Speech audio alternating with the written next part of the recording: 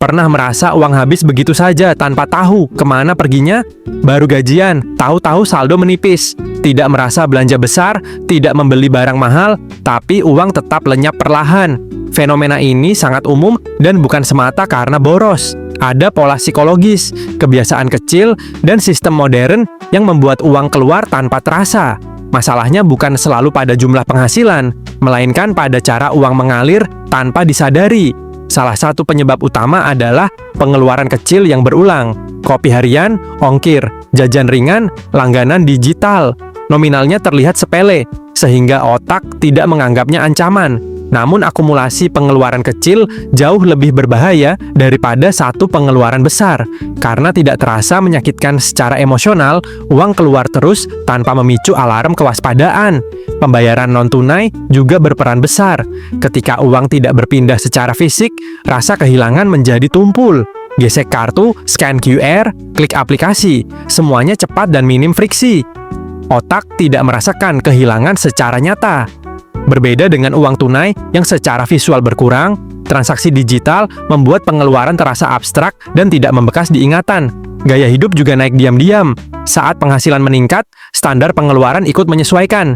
Ini disebut lifestyle inflation. Yang dulu dianggap mewah, kini terasa normal. Akibatnya, meskipun gaji naik, sisa uang tetap sama atau bahkan lebih kecil. Tanpa sadar, kita menghabiskan lebih banyak hanya untuk mempertahankan gaya hidup baru. Kurangnya pencatatan membuat uang semakin sulit dilacak. Banyak orang merasa tahu kemana uangnya pergi, padahal hanya mengira-ngira. Tanpa data konkret, pengeluaran terasa samar. Ketika tidak diukur, tidak terasa. Ketika tidak terasa, tidak dikendalikan. Disinilah uang mulai menghilang tanpa jejak yang jelas. Faktor emosional juga kuat. Stres, lelah, dan bosan sering dilampiaskan lewat belanja kecil. Bukan karena butuh, tapi untuk merasa lebih baik sesaat.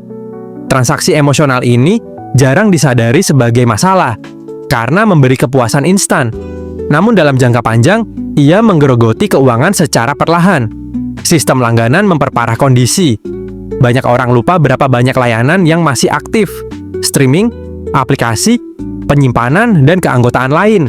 Karena ditarik otomatis, uang keluar tanpa keputusan sadar. Ini adalah pengeluaran pasif yang jarang dievaluasi, tapi konsisten menguras saldo setiap bulan. Masalah lain adalah tidak adanya tujuan keuangan yang jelas.